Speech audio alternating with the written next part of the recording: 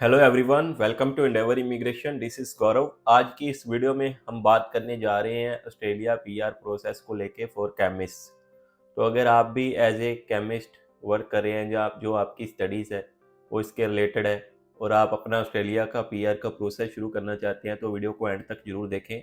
हम इसमें जो है पूरी डिटेल में बात करेंगे कि आप कौन कौन से वीज़ा सब क्लासेस के लिए एलिजिबल हो, इसकी स्किल असेसमेंट बॉडी कौन सी है, उसको आप स्किल असेसमेंट के लिए कौन कौन से डॉक्यूमेंट चाहिए, इसके अलावा इसकी जो मिनिमम एलिजिबिलिटी रिक्वायरमेंट्स के बारे में और जो है पीआर एप्लीकेशन स्टेप्स के बारे में भी बात करेंगे। तो वीडियो को एंड तक जरूर देखें। और अगर आप हमारे चैनल पे फर्स्ट टाइम विजिट कर रहे हैं और आपने हमारे चैनल को अभी तक सब्सक्राइब नहीं किया तो प्लीज़ डू सो। इसके अलावा आप हमें फेसबुक एंड इंस्टाग्राम पे भी फॉलो कर सकते हैं। तो आइए वीडियो को शुरू करते हैं। तो गाइस, जो केमिस्ट होते हैं सबसे पहले तो उनका जो ऑक्यूपेशन कोड है वो 234211 है, जो कि ग्रुप ए ऑक्यूपेशन कोड है। इनका जो ऑक्यूपेशन टाइटल है वो केमिस्ट है।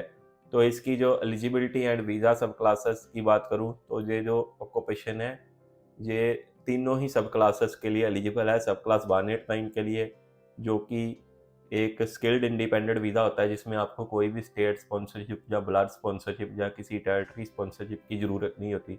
इसके अलावा ये जो है सब क्लास 190 के लिए भी एलिजिबल है, जो कि स्टेट स्पॉन्सर्ड वीज़ा होता है, और सब क्लास 491 जो कि प्रोविजनल पीआर होती है, पाथवे टू पीआर, तीनों ही वीज़ा सब क्लासेस के लिए जो है एलिजिबल है। तो जो इसकी स्किल लिस्ट आती है वो medium and long term strategic skill list MLTSSL है जो है, उसमें जो ये ऑक्यूपेशन है एलिजिबल है।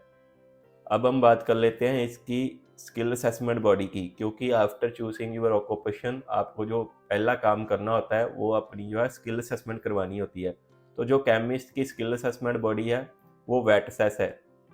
तो वेटसेस में क्या है, आपको जो है वर्क एक्सपीरियंस भी चाहिए होता है और आपके जो है क्वालिफिकेशन के डॉक्यूमेंट्स भी चाहिए होते हैं to get positive skill assessment. उसके बाद ही जो है आप अपना नेक्स्ट स्टेप पे जा सकते हो, अपनी ईओआई लॉन्च कर सकते हो। तो जो इसमें ऑक्यूपेशंस कंसीडर होते हैं एज ए केमिस्ट, उसमें आपको एनालिटिकल केमिस्ट भी मिल जाएगा, आपको क्वालिटी कंट्रोल केमिस्ट भी मिल जाएगा, आपको इंडस्ट्रियल केमिस्ट भी मिल जाएगा। इसके अलावा अगर आप फार्मासिस्ट हो, जैसे कि industrial pharmacist, pharmacy technician, retail pharmacist या फूड टेक्नोलॉजिस्ट या केमिस्ट्री टेक्नीशियन, तो ये ऑक्यूपेशन जो है आपके लिए सूटेबल नहीं है, क्योंकि उसके ऊपर हमने जो है अलग से वीडियोस बनाई हुई हैं फार्मासिस्ट के लिए। ये जो ऑक्यूपेशन है केमिस्ट के लिए। तो जो ये ऑक्यूपेशन है ये वेटसेस के ग्रुप ए ऑक्यूपेशंस में आता है। तो ग्रुप ए ऑक्यूपेशंस में जो ऑक्यूपेशंस होते हैं उसमें हाईली रिलेवेंट स्टडी जो है मैंडेटरी होती है।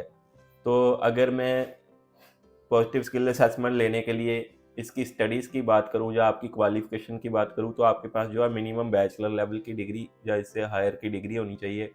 तो जो बैचलर लेवल की आपकी डिग्री है वो केमिस्ट्री में हो सकती है, अप्लाइड केमिस्ट्री में हो सकती है, बायो केमिस्ट्री में हो सकती है, जहाँ अदर रिलेवेंट फील्ड में हो सकती है। तो ये मैंडेटरी है ये स्टडीज़ आपके लिए, अगर आप एज ए केमिस्ट अपना जो है स्किल असेसमेंट का प्रोसेस शुरू करना चाहते हैं। तो ये स्टडीज़ के अलावा आपको जो है वर्क एक्सपीरियंस की रिक्वायरमेंट्स भी मीट करनी होती है वेटसेस की। तो आपको अपनी हाईली रिलेवेंट स्टडी के साथ जो है 1 ईयर के वर्क एक्सपीरियंस की ज़रूरत भी पड़ेगी, मिनिमम 1 ईयर के। जितना ज़्यादा वर्क एक्सपीरियंस होगा आप उतने ही ज़्यादा पॉइंट्स क्लेम कर पाएंगे अपने एक्सप्रेशन ऑफ इंटरेस्ट में। तो जो आपकी एम्प्लॉयमेंट है वो एक पेड एम्प्लॉयमेंट होनी चाहिए और मिनिमम 20 आवर्स पर वीक होनी चाहिए। वो कोई भी इंटर्नशिप नहीं होनी चाहिए जहाँ अनपेड एम्प्लॉयमेंट नहीं होनी चाहिए। तो वेटसेस की जो स्किल असेसमेंट फीस है वो $1070 है। अगर आप जो है अपना प्रोसेस शुरू करना चाहते हैं तो आपको वेटसेस से ही शुरू करना होगा, और अपनी जो है वेटसेस को फीस पे करने के बाद ही जो है आप नेक्स्ट स्टेप पे जा सकते हैं, जो कि तीसरा स्टेप होता है एक्सप्रेशन ऑफ इंटरेस्ट का, जो आपको जो है डिपार्टमेंट ऑफ होम अफेयर्स की जो स्किल सेलेक्ट की वेबसाइट है उसमें आपको जो है अपना ईओआई डालना होता है। एक और बात मैं यहाँ पे शेयर करना चाहूँगा कि जो लोग भी अपना पीआर का प्रोसेस शुरू करना चाहते हैं, तो उनका अगर ऑक्यूपेशन वेटसेस के अंदर आता है तो उनको कोई भी इंग्लिश लैंग्वेज रिजल्ट्स की जो है ज़रूरत नहीं होती स्किल असेसमेंट के लिए, वेटसेस के लिए। लेकिन जो नेक्स्ट स्टेप होता है एक्सप्रेशन ऑफ इंटरेस्ट का, उसमें ईओआई डालने के लिए उनको जो है मिनिमम 6 ईच की इन आइल्स, जहाँ जो है पीटी में मिनिमम 50 ईच की ज़रूरत पड़ती है। तो अब हम नेक्स्ट स्टेप की बात कर लेते हैं। जब आपका पॉजिटिव आउटकम आ जाता है वेटसेस से, तो जो है आप अपनी ईओआईस लॉन्च कर सकते हो, जो कि एक्सप्रेशन ऑफ इंटरेस्ट जिसको बोलते हैं। इसके अलावा आप अपनी आरओआई भी लॉन्च कर सकते हो। कुछ स्टेट्स में जो है आपको अपनी आरओआईस भी डालनी होती है, जिसको रजिस्ट्रेशन ऑफ इंटरेस्ट बोलते हैं। तो स्किल सेलेक्ट में जब हम अपनी यूआई डालते हैं तो उसमें जो आपकी प्रोफाइल है वो पॉइंट्स के बेस पे रैंक होती है। जिनके ज़्यादा पॉइंट्स होते हैं उनको पहले इनविटेशन आता है, और जब आपको इनविटेशन आ जाता है तब आप जो है अपना वीज़ा अप्लाई कर सकते हैं। तो जिन लोगों के पास इनफ पॉइंट्स होते हैं उनके लिए तो ठीक है, क्योंकि मिनिमम आपको इसमें जो है 65 पॉइंट्स चाहिए होते हैं। तो आपका जो ऑक्यूपेशन है तीनों ही सब क्लासेस के लिए अवेलेबल है, सब क्लास 189, 190 और 491। तो आपको सब क्लास 189 के लिए मिनिमम जो है 65 पॉइंट्स चाहिए। लेकिन अगर आप 190 या 491 के लिए जा रहे हो और आपके पास खुद के 65 पॉइंट्स नहीं है, तो अभी जो है आप अपनी यूआई लॉन्च कर सकते हो, क्योंकि सब क्लास 190 में आपको स्टेट की तरफ से 5 पॉइंट्स मिलते हैं। अगर आपके 60 पॉइंट्स भी है तो भी आप अपनी यूआई लॉन्च कर पाओगे। और सब क्लास 491 में जिन लोगों के अपने खुद के 50 पॉइंट्स हैं वो भी अपनी यूआई लॉन्च कर सकते हैं, क्योंकि उनको 15 पॉइंट्स स्टेट से मिलते हैं और उनके जो है 65 हो जाते हैं। बट जो आपको इन्विटेशन आएगा वो आपके रैंकिंग के बेस पे ही आएगा। अगर कोई 80-85 वाला पॉइंट्स वाला बैठा है इंक्लूडिंग स्टेट्स पॉइंट्स वाला, उसको पहले इनविटेशन आएगा, 65 वाले को बाद आएगा। तीनों ही सब क्लासेस में, चाहे वो सब क्लास 189 है, चाहे सब क्लास 190 है, चाहे सब क्लास 491 है। जो नेक्स्ट स्टेप होता है वो पीआर एप्लीकेशन का होता है। जब आपको इनविटेशन आ जाता है तो अपनी अपनी जो है पीआर एप्लीकेशन सबमिट करनी होती है थ्रू इमी अकाउंट।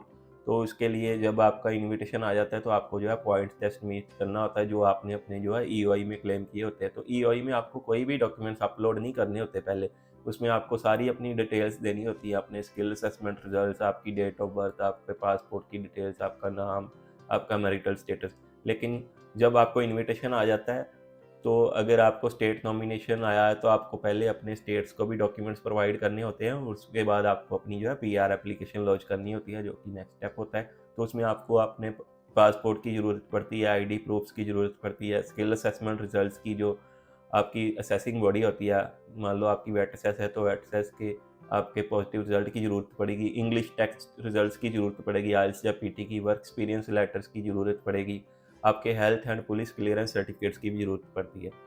तो ही आपको जो है अपने डॉक्यूमेंट्स उसमें अपनी जो है वीज़ा एप्लीकेशन के साथ सबमिट करने होते हैं। अब हम बात कर लेते हैं इसकी प्रोसेसिंग टाइम की।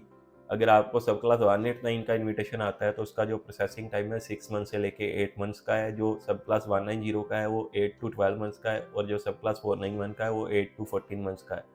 सो ये चेंज होता रहता है। जो करंटली प्रोसेसिंग टाइम है ये है।